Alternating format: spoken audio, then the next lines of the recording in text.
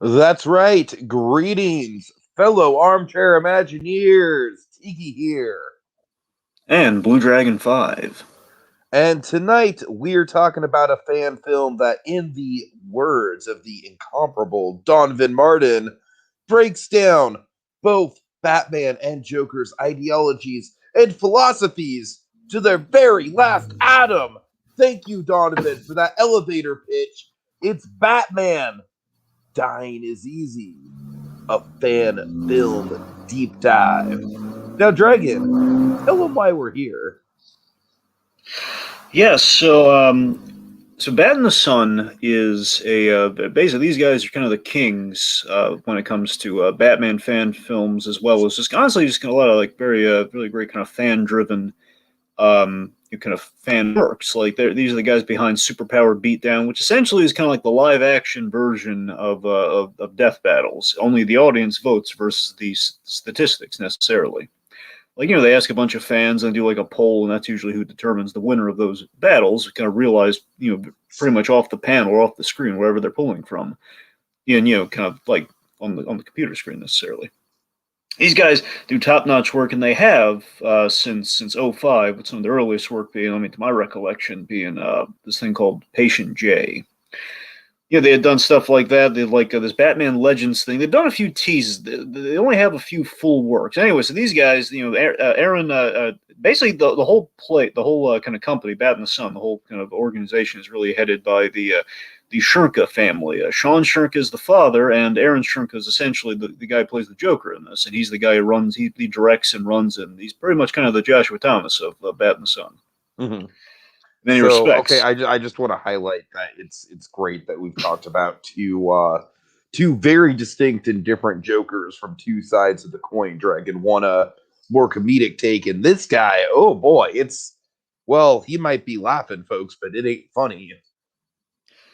Absolutely. So that's the thing. So Shrinka, he really spearheads a lot of this, and sometimes they these Indiegogos to kind of make their projects happen. They got a lot of buzz a few years back. The last big major thing they did was something called City of Scars, which is another great fan film, and it's kind of like on the level of this.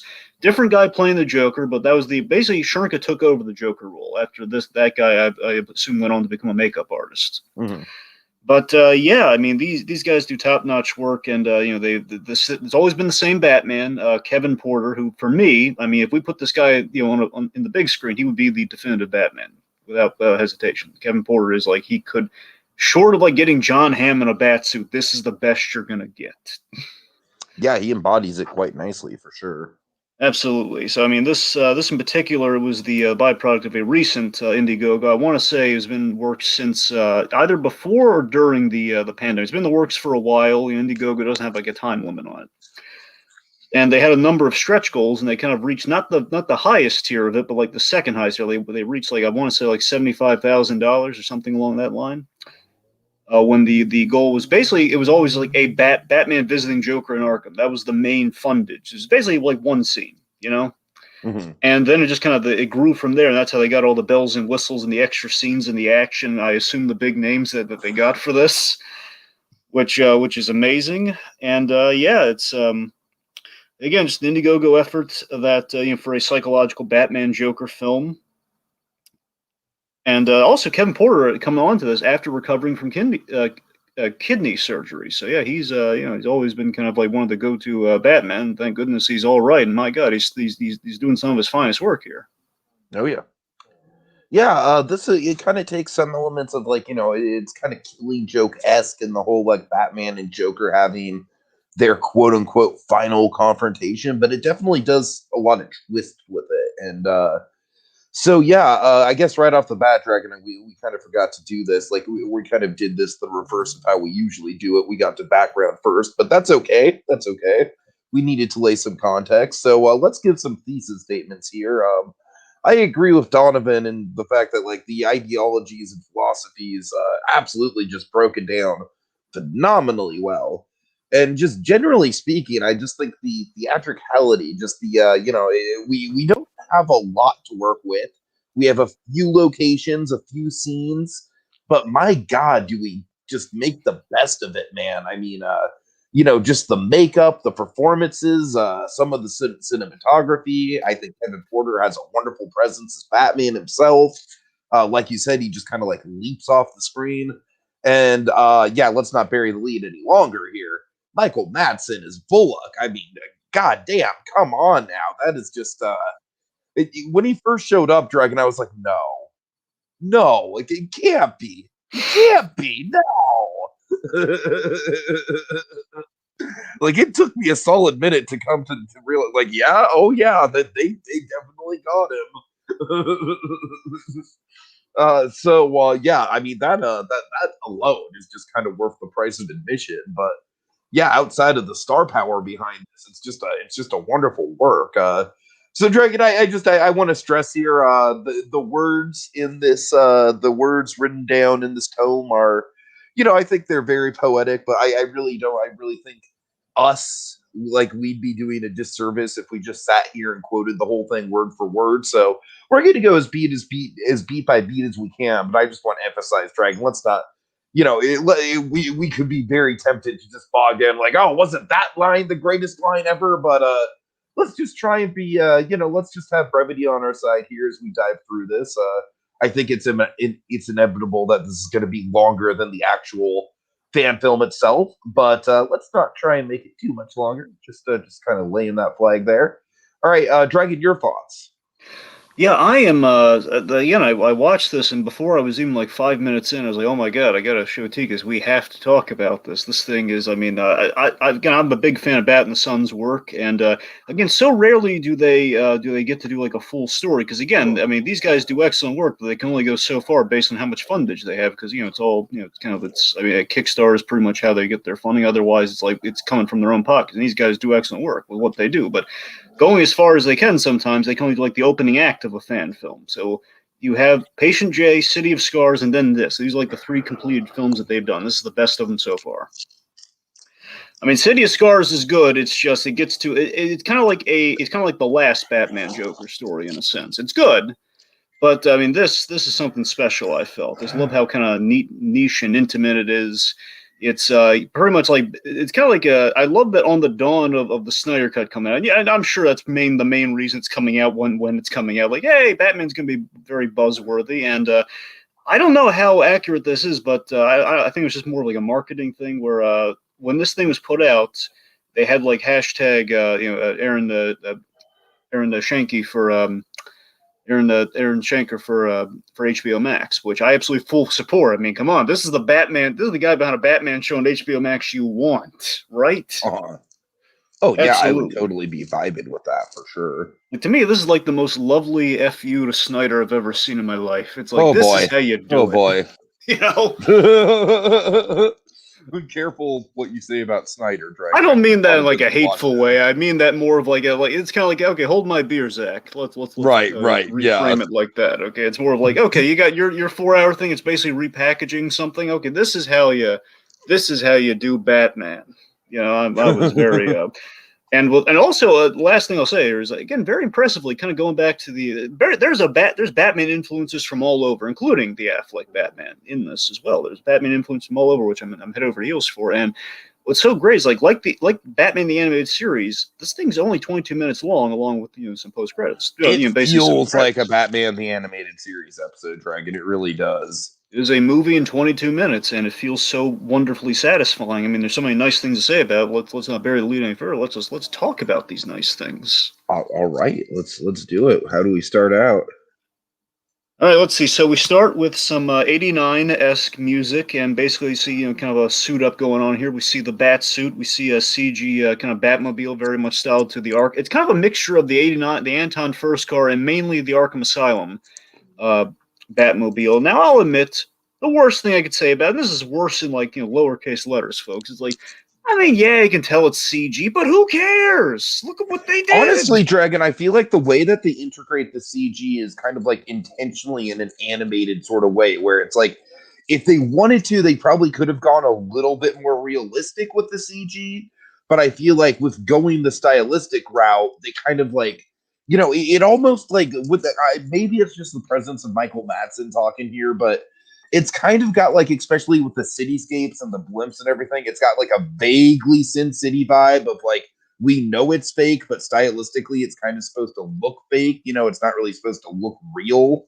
Right. You know what I mean? And Does that make I sense?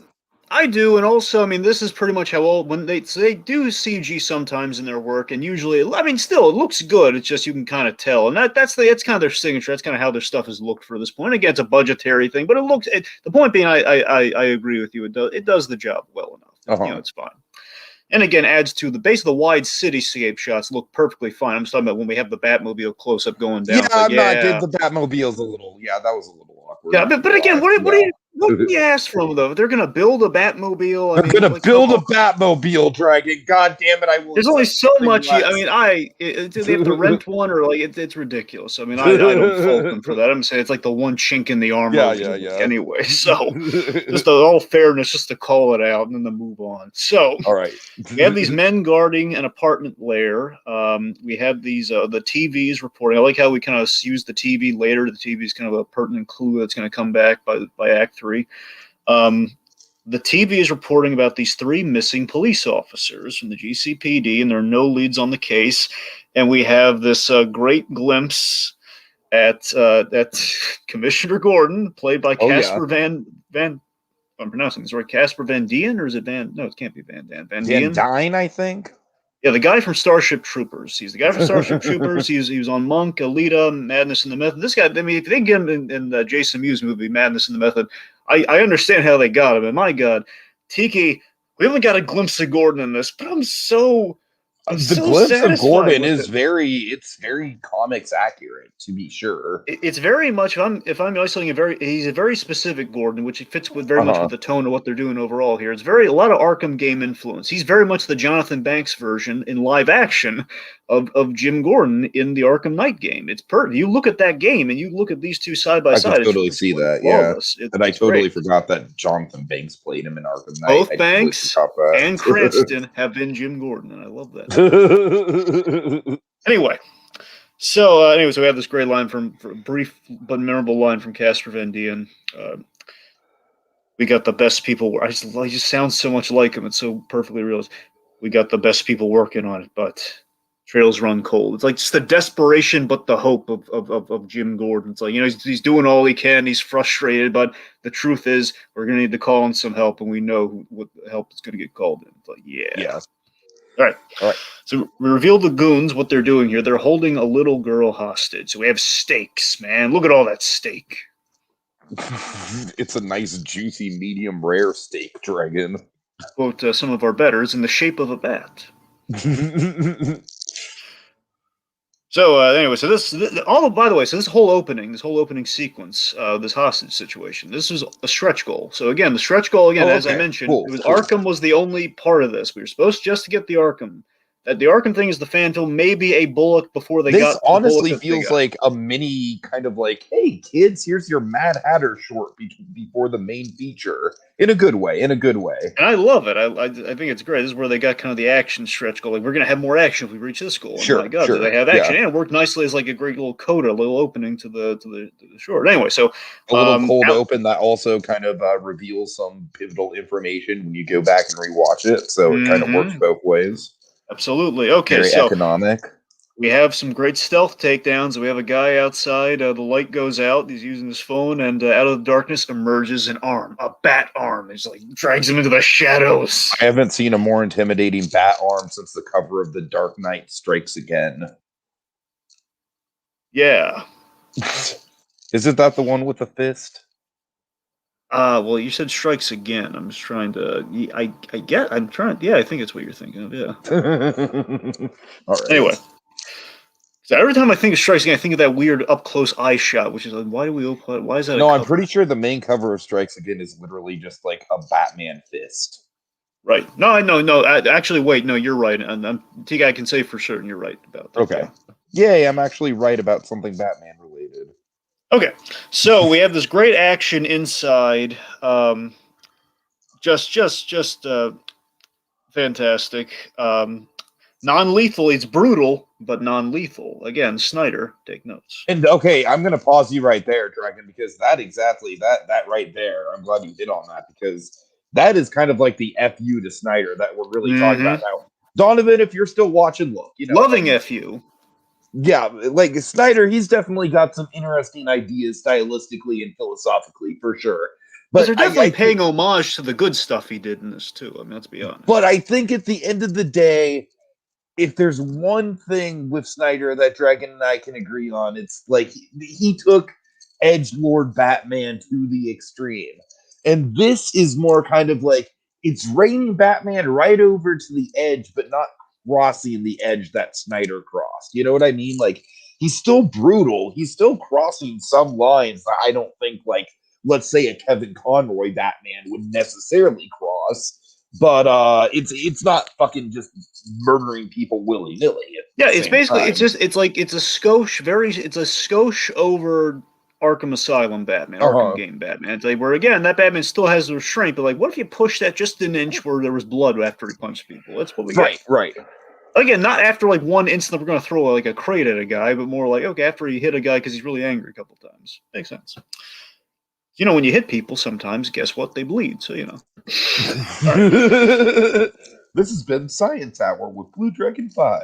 Yeah, so Romello Malone in the comments. Love him. Oh, hey, Romello. Nice seeing you. Always nice to see Romello. Yeah. Romello says, Kevin Porter to me is the best and perfect cosplay Batman. He sounds like Kevin Conroy when he voices Batman, and Kevin Porter.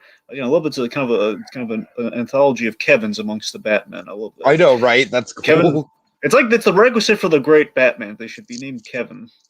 Also, Dragon, I hate to take the name Kevin Porter because this Kevin Porter seems awesome, but when I think of Kevin Porter, my mind instantly just goes to 13 Reasons Why. I'm sorry. I'm sorry, real Kevin Porter. I'm sorry you seem much more cool than that Kevin Porter. Wait, was that Porter's name was Kevin? Really? Yeah, that Porter's name was Kevin, yes. It's been a while. I forget. Yeah, so he should have played. Yeah, we absolutely at the earlier remote we actually echoed this. He would be a definitive Batman on screen, which I think is what we sorely need these days. And he's liked him ever since he saw him in the Batman versus Wolverine. It's great casting because it's like you're not going on celebrity. You know, it's like it's perfectly in line with the same sort of casting philosophy that led to Conroy. Absolutely. All right. Okay. So we have some action. As Batman's like taking these guys out, you got just some really cool action. I don't want to like spell it all out, but some punches, some brutal hits again. Fight. The blood on the camera moment, which again, it's a shame. It's as Snyder as it gets. All right. So then we have the Mad Hatter's entrance. So Mad Hatter enters. He's just shooting a gun all crazy. Now, importantly, this is a great Mad Hatter Dragon. Now, they went with the creepiest Mad Hatter by. So this Mad Hatter is the pedophile version. Which sometimes they do, which not often because it's hard to really get an audience to read like a creepy story like that. But we have the the pedophile version who's like shooting at Batman's Kevlar, which is cool. An uninvited guest. Bam, bam, bam, bam, whack. that's a great entrance. So he disarms. I love this, man. This is the most Sin City-esque moment in the whole thing. It's like the yellow guy from Sin City. He disarms both of his weapons, Sin City style. Yes, and this is a great Batman. Tiki, this is why if anyone says like, "Well, he's violent as anyone," this Batman absolutely was violent for the right reasons. If he did, okay, right. This is like. I mean, This is a little bit more hardcore than like your vanilla Batman, sure, but it's hardcore in the right kind of ways. Again, it's an Arkham game with a little more edge, just a little more. Yeah. Well, anyway, I love. This is when you enjoy stealing innocence. You get off on it. As my Alice's seem to enjoy it. And I love the Alice. The idea. This is the thing. I put this in that pitch we did years back. That Alice is like he's done this to more than one. Yes. Alice is, and then Batman just says, "Never again." Then he stomps the other weapon that he's defiled his victims with. And to me, this has always been wish fulfillment. I always loved the idea of Batman like being really harsh towards people who do bad things to children. I love this. For me is massive wish fulfillment in live action. Seeing Batman do this, just stomps the Mad Hatter in the delicate in the nether regions.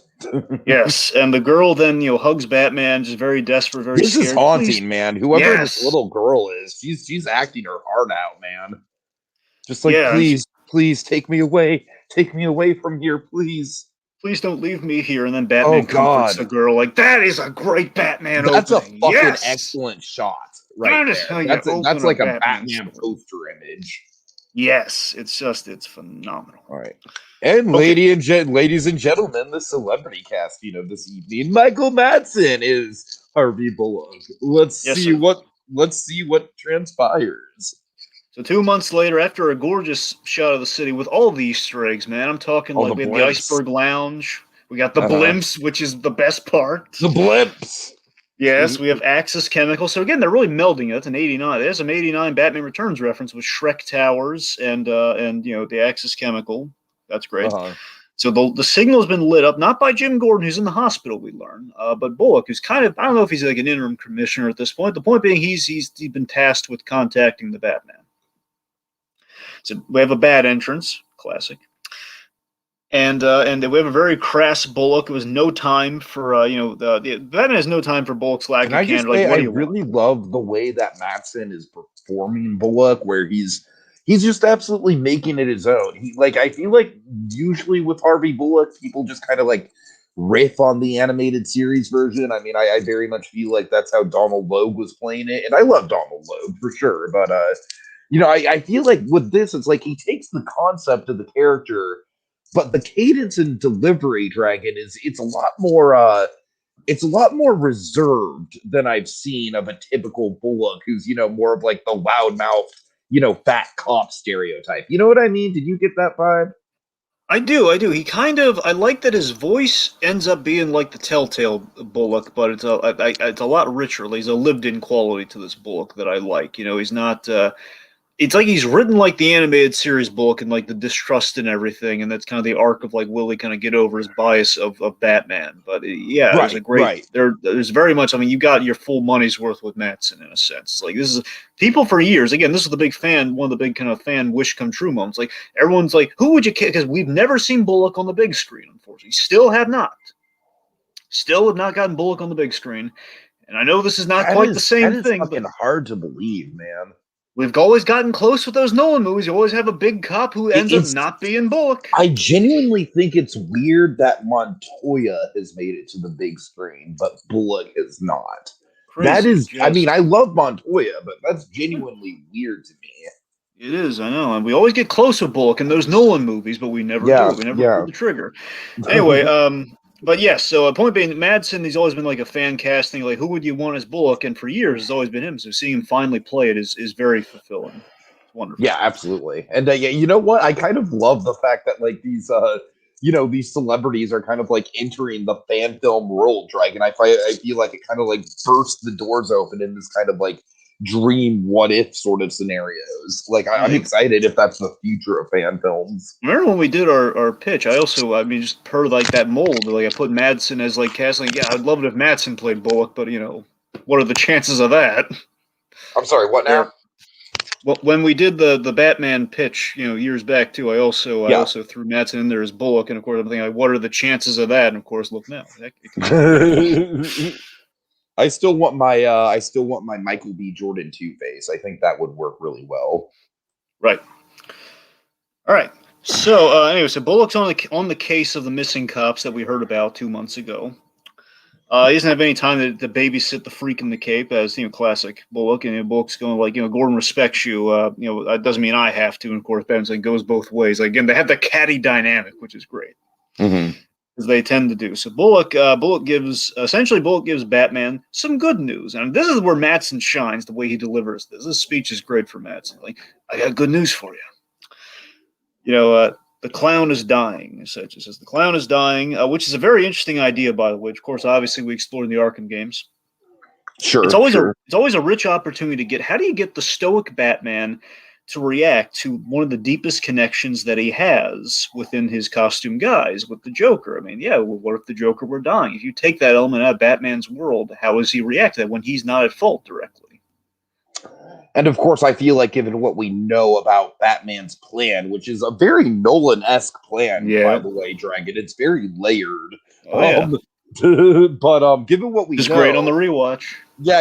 It's like at first we think Batman's just being stoic and like, oh, I'm not gonna cry, but no, I'm just kidding. But you know what I mean.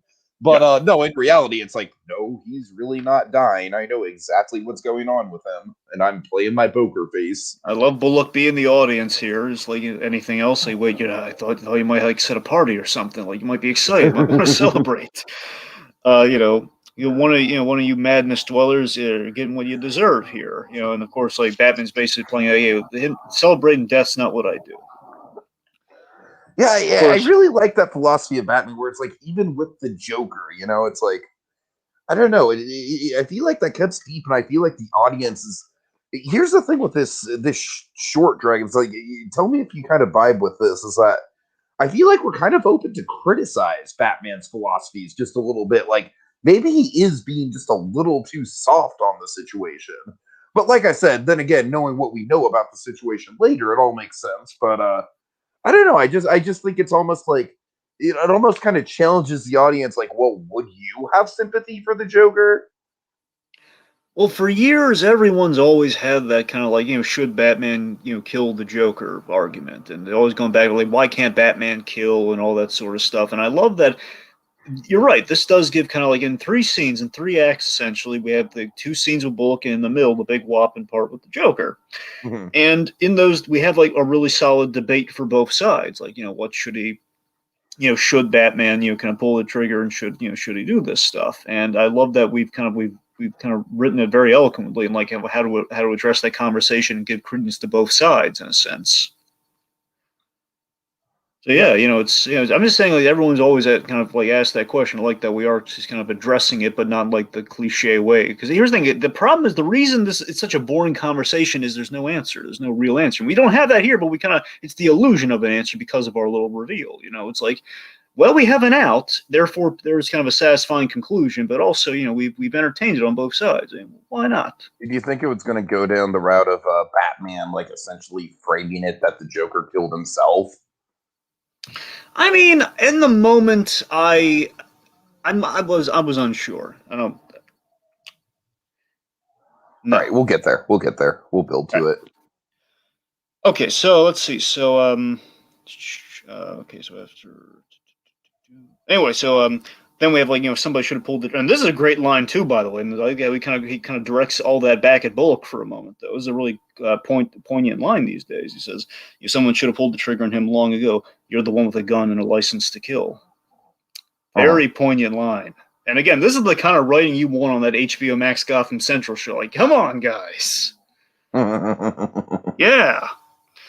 All right, so then we have a tense standoff between the two of them, interrupted by the radio, kind of breaking the tension between the two of them. Bat exit. Hey, bats! Great. He said, Batman's heading to Arkham, and he dials up the administrator of Arkham Asylum. And Tiki, who is that administrator? Hugo Strange. Yeah, you got to see full-on Hugo Strange, Tiki. What do you think? Yeah, it's good. It's good. Yeah, gave him the full beard and everything. And I love that there's a moment we gave Hugo Strange that perfectly summarizes the character, where Hugo Strange is very much a Batman fanboy, and he's viewing himself as Jim Gordon, essentially, in this dynamic when he is nowhere near that. Where, he basically, Batman sets up a meeting with Joker. If you gave me a direct contact. It's as it should be. You don't have that direct contact. But it's the smile that Hugo Strange gives that sums up. Oh yeah, the smile is like absolutely spot on. And that's the thing in the comic. There's like these very memorable panels of Hugo Strange with that beard and that big creepy smile, because the idea is he wants to, as the Arkham game kind of got into, he wants to become Batman. He's actually in the comics. He's put on a bat suit because he's so obsessed with him, and he wants to be Batman. So I just love that Batman's keeping that distance because he knows there's a screw loose with this guy. He just knows it, and that little smile conveys, like, even though we're not seeing it, like, this guy's a little too eager to work with Batman. You get it. It's great. Okay, so the way we approach Arkham is a direct nod to the game, like in Arkham Asylum, like the way it drives up to the asylum, like in the same Batmobile. It's full on, like they lifted it shot for shot. Looks great. Mm-hmm.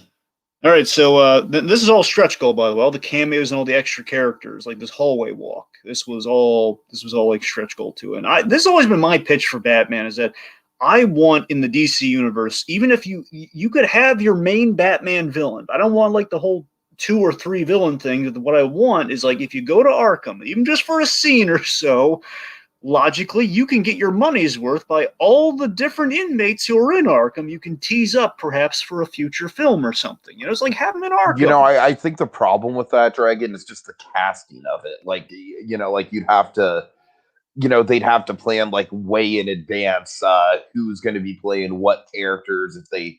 I don't know. That's the only complication I could see in something To be like fair, the that. MCU does that all the time, though. What you mean, like introduces someone and then recast them?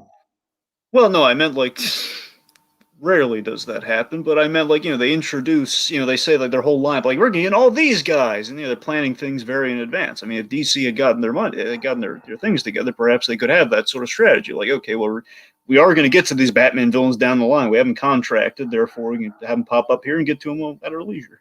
Mm-hmm. All right. I don't know. All right. So anyway, so Batman's walking through the halls of the asylum.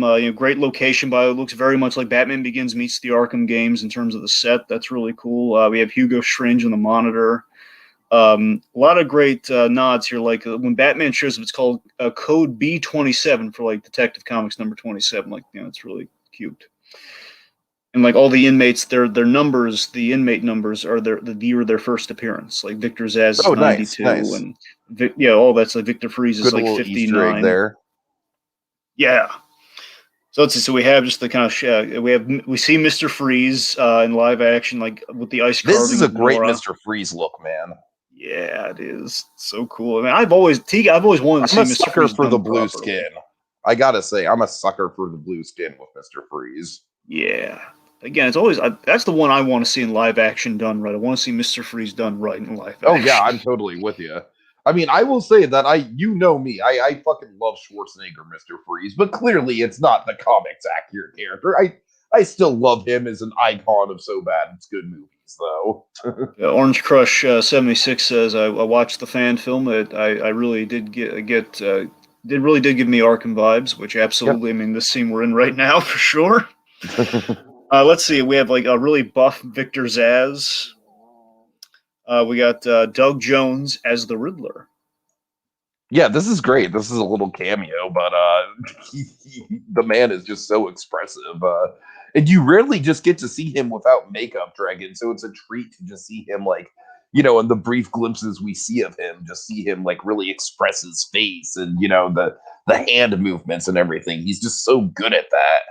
Yep, it's very memorable. Riddle me this: what belongs to you, but everyone else uses it. So, by the way, the answer to this riddle is a foreshadow for the big Batman Joker scene. The answer to the riddle is name. Of course, name with a very certain part of that scene is definitely going to come back in the phrase. So it's kind of cool.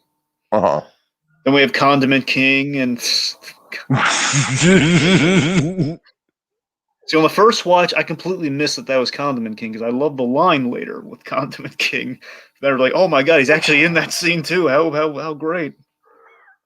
And he genuinely looks like vaguely intimidating too. That's a He great does. They thing. made Condiment King intimidating. It's impossible. I know.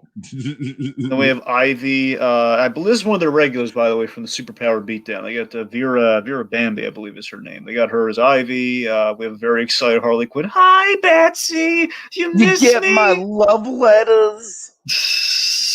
Then she just instantly gets mocked by Ivy next door. Hey, look, Harl, another man who doesn't respect you. Shut up, Ivy. We get like, what do you think about Killer Croc? How do you think he looked? Uh-huh. How do you think about he looks great. He looks great. Yeah. All right, so we build up the Joker. We see like the whole, inmate number 0040 for the first appearance. We're flipping through the channels. A little clue to the TV reveal later. I felt. So then we have the great one-on-one conversation that we Now, built Dragon, up. this is a great like filmmaking 101 right here. All right, when you're introducing a big bad, when you're introducing your villain, never start with the face. Yeah. It leaves your victim all fuzzy. No, I'm just kidding. But seriously though, we get this great build up, where the Joker is just getting untied from all his handcuffs and binds and stuff, and it's like, ooh, kinky. I like it. And we just see everything but his face as Batman is going into the cell, and it's just this great build up. Well, two things. One, I think we're good with the comment, Tiki. What? Oh, okay, Anyway, my bad. yeah. Okay. Secondly, I gotta tell you, man, when we reveal Aaron Sherma, who also is directing this, it's he and his father are directing this, by the way. So he and Sean Sherka, and he wrote this. I I think this is the most intimidating version, the most intimidating makeup Joker. Because again, he has to look horrible for the purpose of the story. The most intimidating Joker I've ever seen him play. I think this is pretty much the most horror movie that we've ever seen the Joker look in any live action, as far as I'm concerned. Quite possibly, yes. And again, he's Um, also a good. I could see him as a good definitive Joker as well. Nothing against our buddy Joshua Thomas. Though. I want to be clear, though. He's also well, could absolutely be a Josh will go-to. be the first one to tell you that his Joker is very much rooted in the more comedic side of things. Sure, sure. So, Anyway, but yes, absolutely. So we reveal. We just have this great like kind of monologue, which in summation here is basically Joker talking about how we envisioned the last encounter with Batman. Like, at this moment was supposed to be on the Gotham Bridge, the water reserve, which is the callback to like the first time they really met each other as Joker and Batman. And then of course. Is Jerry for Jerry Robinson. Jerry's abandoned circus, televised for millions to see. This was not supposed to be the end of the line, and Batman just wants to cut to the chase. Like, just like what is? It? And then he turns around. And then we reveal, Shenka as the Joker, and that a Joker dying of melanoma, and Batman and the says makeup just absolutely sells it, man. yeah, my God, I believe he had to bleach his hair for this too. Mm-hmm. Batman has this great line too. I just love this. This line speaks to the history they have. I guess that acid bath wasn't too funny, was it? I just love the cruel sense of mirth Batman has towards the Right. Joker. So let's see. So of course, the Joker just like takes his like, oh, the night we first met, and he's love the love in his eyes and everything. I gotta tell you, this is the thing that really strikes me about this Joker. He's usually always wearing like the purple suit and everything when he plays him in other places, but Joker. Shernka is so thin, rail thin as the Joker here. It's really startling. No, it is. I mean, given all the given all the disease focus in this story too, I mean, it really does sell the imagery for sure. Yeah, and we Um, really, again, given the fact that these guys have played this so many times, I just love you have an implied sense of history with them too when they're delivering their banter. yeah. In all my close calls, skin cancer, the humor is not lost on me. And I love how this is a more reflective Joker. He's still nuts. He's still crazy. He's still very over the top. But he's also kind of like, very much like it very much is how the Joker would react to the end of his life. He'd be very worried about his Hamilton trademark legacy. What is a legacy? you know. But seriously, he'd be very worried about the legacy of it all. And of course, we have he drops the title. Dying is easy. Batman instantly writes off the title, essentially says, dying is easy and comedy is hard. Why am I here? And again, that just speaks to that dynamic Porter and Schenker have after All so many right, times. enough with this Nolan-esque philosophical bullshit. Yeah. Okay, so long story short, Joker wants Batman to kill him before the cancer does. Finish what you started. Going back to the whole Ace Chemical of it all. Mm-hmm. A legacy. To end.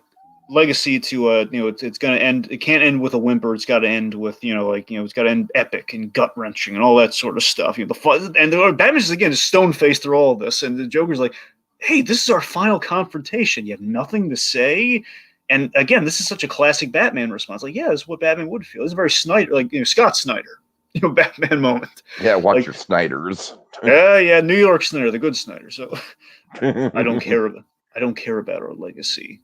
Then Joker he's had it, man. It's like, this is our final moment. This is our beautiful moment, man. You're visiting me on my deathbed. He just calls him out. He calls him a coward. And then this is where the debate really gets started. It really gets interesting. Like, he instantly cites the thing we always talk about with the Batman Joker thing. Not because of you're not a coward because of your one rule. You can't justify your existence without me. Yeah, this is great. This is like the Batman just like really just picking at the open wound that is Joker's ego in this situation. Yeah, Batman. I love Batman's writing in this scene so much. Batman's Batman admits that he's afraid, he's going to like the taste of murder and everything, kill everyone in Arkham. We've been there, but then it gets interesting. Then it gets interesting with the whole, but you need me. Freeze has Nora, Ivy has her causes, Riddler has his puzzles. You have nothing.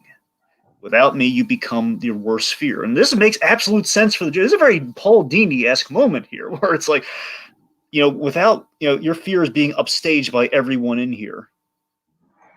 Which is true. It's absolutely true. He yells, "I am the king of this asylum," and and very much just kind of like a deranged, like, oh god, this is like my favorite moment of performance right here, Dragon. You see my crown; it sparkles in the bitter glow of twilight. Great, and again, love how crazy he's miming the crown. That's classic. I love that you're right, T. Intimidating, but also just as crazy as a squirrel. Nothing but a bag of squirrels in there. Okay, so then we do like some great stuff in the direction, like the whole chess piece thing, just to kind of symbolize the conversation they're having. And then I gotta tell you, so my favorite thing in this entire short film, Tiki, is I've never heard it put this way, and I'm so in love with it. Is that Joker frames their dichotomous relationship as, you know what the difference is between you and me? I'm happy. I love my life, and you absolutely he wakes up every yours. day with a smile on his face, which we know. I mean, look at him; is absolutely true.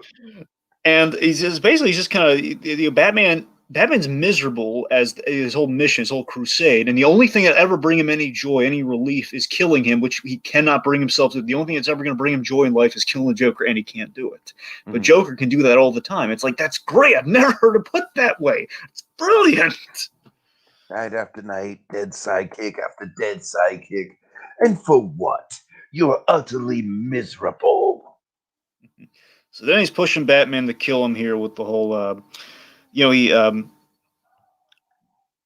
basically he brings up Robin. Like, where were you? The whole Jason Todd role. Where were you when the boy was bleeding on the floor? This is where he gets all creepy with the details. His firm, muscular body, breaking under the weight of my lead crowbar. And we have those, again, the last words. This is where the Riddler thing comes back in the fray about the little... part of me would like to think Riddler knows where this conversation is going. He was dropping Batman a clue. My little headcanon. Right. I'd like to think that. So the Riddler's smart enough to figure that out. And they're like, his last words were your name. I'd give anything to hear that boy scream your name one last time. And then meanwhile, Kevin Porter as Batman is just like doing such a great job with his stoic poker face, just holding it all in. But he's getting closer. He's just moving closer. Oh, yeah. And then it gets worse. Then he pulls out the kill and joke photos. Photos of Barbara being paralyzed and God knows what else. You just have like the creepy detail the Joker gives him as he's flipping through a little slideshow in the photos there. Her hair smelled like lavender. Oh, God. And the last photo enters, and what happens with the last photo, Tiki? Last photo, oh god. Well, Batman just kind of like he's had enough at this point. He just a little jump scare moment, like a photo comes alive and then he just snaps. Oh yeah, I'm sorry, I forgot about the photo coming alive. My bad. Yeah, so Batman just kind of like grabs Joker by the throat, throws him against the wall. Batman, Dark Knight interrogation scene style. Yeah, I've had enough of this. Yeah, and then of course, like then finish it. Do what everyone wants you to do. Kill me, which again is what he wants to. Like that's the Dark Knight scene in which we're framing I'm not an executioner. No, but you're an indirect executioner. Which Joker? This is the thing. Scarily, Joker's kind of right, and we know. That's what I'm saying, Dragon. The writing on this Joker is like kind of like in some ways you don't side with him, but you see his point. Yes, and I'll raise the Dark Knight to Dark Knight Returns. Like the animated movie always had that great bit in the Tunnel of Love where like, do you know how many people I've murdered by letting you live? And this is kind of that conversation. This is Batman facing that realization right now. I still think you do Emerson Joker quite well. Really? Yeah, I do. Anyway, so it's him. All right. Anyway, so the whole indirect executioner thing. which is great. And then I can never measure up to your death toll. The accumulation of everyone in this asylum, like you're half the tombstones in Gotham. Which they're dead because of you. That's your legacy. Which again is kind of Batman's worst nightmare, that his legacy is death before it's life. Sure. Then Batman's had it, so he strings Joker up. And this is a really nice fluid motion. He strings Joker up with the chains that have basically bounded him into like a makeshift noose. Yeah, like I said, Dragon, at this point, I was kind of like, oh my god, are they going to go the subversive route of like basically the direction I thought they were going to go? And I'm glad they didn't go in this direction, but I thought the direction we were leaning in is that Batman's going to kill Joker, but he's going to frame it as a suicide just so that Joker doesn't get the satisfaction of that narrative being the ending. I gotta tell you, that's a brilliant. Public. I wish I had that thought during this. Here's the thing: knowing the other films this guy's done, the films have pushed. Like sometimes we don't. There's no status quo at the end of this thing. They can go that far. So I thought there was a legit chance that, he could kill him. They might justify it. Your idea was much. Like I said, I think with my idea, the thing that I like about it is like. Ultimately, at the end of the day, what Batman is against with killing the Joker is that he knows that doing that will just feed right into the Joker's sick self-satisfaction. It's precisely what Joker wants. So is framing it as a suicide, which I'm sure Joker probably views as like, a weak way out or whatever. That would be a great way to just get a fuck you to the Joker in, on his grave. I don't know. But regardless, I think what we went with was great too. So. No, I'm very impressed, Tiki. I didn't have that thought. That's a great thought, though. And again, I think that's probably how it might be intended there. I don't know, in terms of like what could happen in this one. That's a great idea. So then again, I love that we just keep pushing it though, in terms of this conversation's getting more and more intense. It's like Joker's kind of almost having the life choked out of him here. This like. Do you know how many people? I wonder how many people would be alive if you died years ago. And that's the most cutting line of the whole thing to me, because it's like it's cutting deep to the survivor's guilt of Bruce Wayne in that alley. Had you died with your parents, Gotham might be a better place. I wouldn't be around. I wouldn't have killed half as many people. And that's just, and of course, like then he frames like Robin with a little flock. Barbara's dreams shattered like her spine. And Batman's goading Joker with the whole, you're less a king, you're more of a jester. It's the same song and dance over and over again. Like that is calling out the whole history that they have with each other. It's the same song and dance every time. When's the last time you made the news? Croc, Ivy, even Condiment King. That's great. So then basically we reveal the 3 missing cops. That was Joker's doing. He killed them and left them to rot at O'Neill's Toyland. And Joker said, it's my joy and secret watching Gotham tear itself apart, like looking for these cops and everything. And then, of course, we have this excellent moment where Batman goes on the intercom and is like, Oracle, did you get that? Yes. I love it, Barbara. She got her revenge on him. She got her revenge in the chair. But you did all this to rile me up. I'm dying. And then we have one of the most excellent deliveries from Porter here, who just says, are you? So Batman got the last laugh. Do you want to take him through it? Oh God. Drake, like I said, it is a Nolan-esque plan. So essentially Batman has been he's been kind of like non-lethally poisoning Joker, right? He's been poisoning. He faked his diagnosis with his blood samples and his tox, and then he's been poisoning his water supply for weeks to give him the symptoms. So essentially, he knows that this is going to basically just feed Joker's ego and just get him to talk. It's just kind of like, it's almost kind of like one of those, like, a few good men, you can't handle the truth kind of moments. It's essentially the same strategy as that. You know what I mean? Like, absolutely. Kind of poking at the ego. And we then link back to our opening, where how the heck did all this happen? Batman found the police baton with the Mad Hatter's thugs from one of the cops. Had Joker's fingerprints on it. And again, presumably Joker left a clue like he usually does at crime scenes, and I assume that was what he did. So basically, Batman put 2 and 2 together. Well, all the footage of Batman analyzing the baton. Tell me that's not straight out of Batman Telltale. Well, yes, but even just simpler than that, Arkham games. It literally has the blue lenses and everything. Detective. Okay. I guess the only I've watched Let's Plays of Batman Arkham, but I've actually played Batman Telltale, so I apologize. Well, I'm saying Telltale does it too, T. I'm saying Sure, sure. the origin of detective mode period was really it's the Arkham games. Gotcha, gotcha. I should have figured. Right.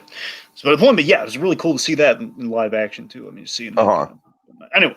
So Jen Joker's Oh reaction God. is just yes. These utter. This is a very You Scott Snyder do Batman. care. Yeah, it's a little under the red hood meets little Scott Snyder Joker. I'm touched. You lied when you said you didn't care. Oh my You God. do. You spent weeks on this so we could have another performance. Bravo. And he claps and he's laughing his head off. And then we have the big money line here. And I just love Tika. This is the biggest kick I get out of the thing is that this whole thing is about the age old, like, will Batman kill the Joker? We've seen this story 1,000 times. So this is a story about Batman. It's a Batman, not killing. It's a story about Batman not killing the Joker, but Batman, he's like, less killing the Joker is more sadistic. He's much more sadistic than Batman killing the Joker. He has all these. He's putting all his contingencies and his preparations to work against the Joker. And it's a story about Batman not so much killing someone, but really just psychologically messing with someone. It's great. It's Batman opting life as his tactic instead of killing the Joker. It's great. Mm-hmm. Yeah. All right, so then, so Batman lives. I guess dying isn't easy. Is that a joke? And there's your killing joke moment, right? There's laughing hysterically, and then as Batman leaves, then have our kind of our ending here. We have we're at the crime scene with Bullock. And Bullock has alley goes into an alleyway, and one of the most amazing out of the shadow shots I've ever seen. He just appeared out of nowhere. Yeah, that's some good cinematography for you.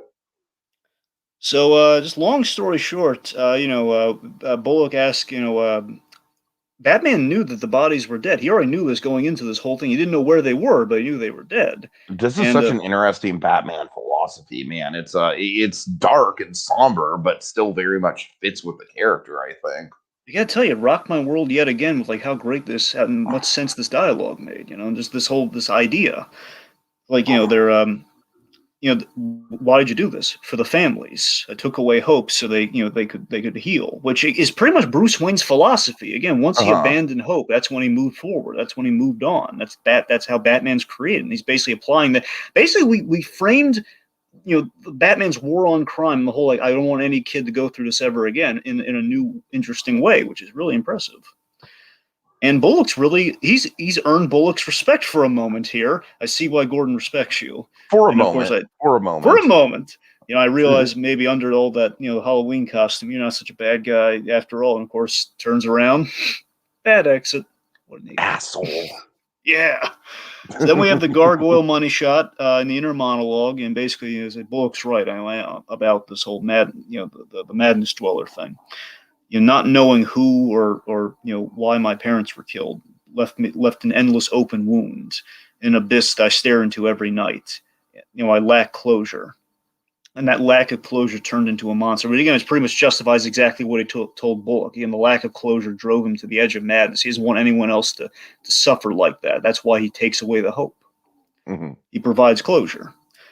I fear and embrace a monster I call the Batman.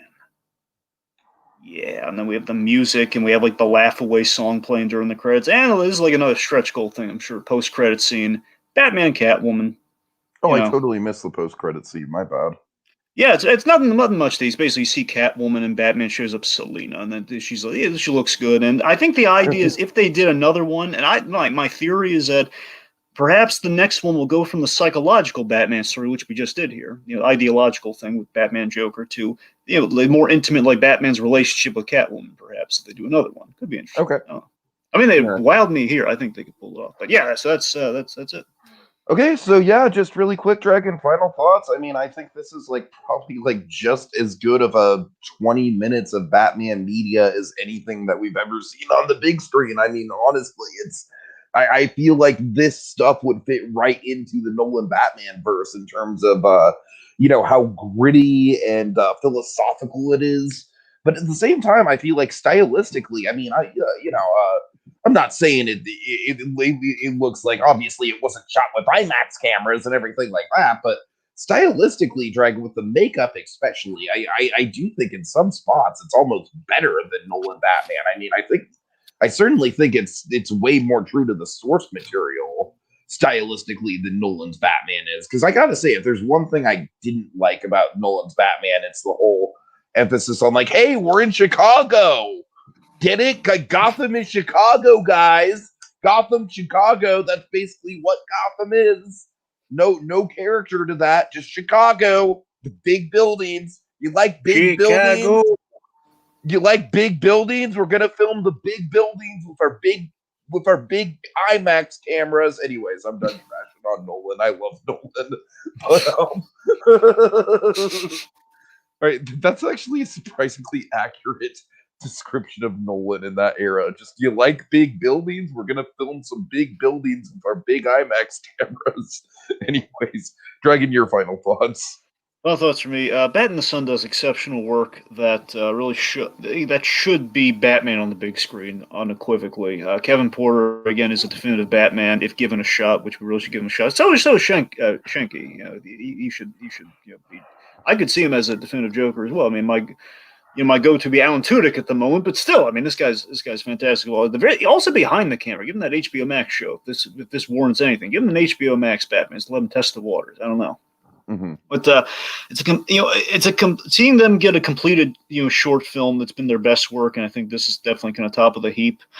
And again, didn't need to be super impressive and have all didn't need to be super impressive in terms of production and everything, and they don't have to shoot on location every which way. I mean, again, like the rooftop scenes of green screen looks great, and again, it's the character of the scenes, it's the intimacy of the story.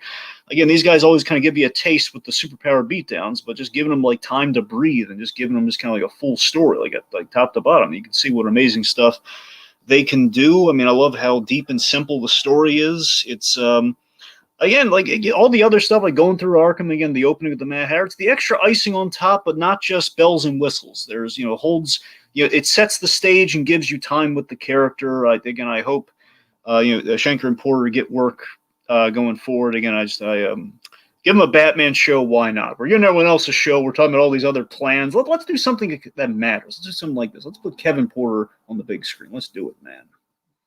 All right, so big thanks to Donovan Martin, Romello Malone, and Orange Crush 76 for joining us. Those are some heavy hitters in the So You Want to Be an Imagineer fan family, so I appreciate you guys. I just literally introduced that term right now, Dragon, the So You Want to Be an Imagineer fan family. Yeah, that's not conceited at all. But I'm kind of going off of Bat Family, all right? I'm trying to, All right, okay. All right, take us out, Dragon. Give us a clever quip to go out on. I hate it when he does that.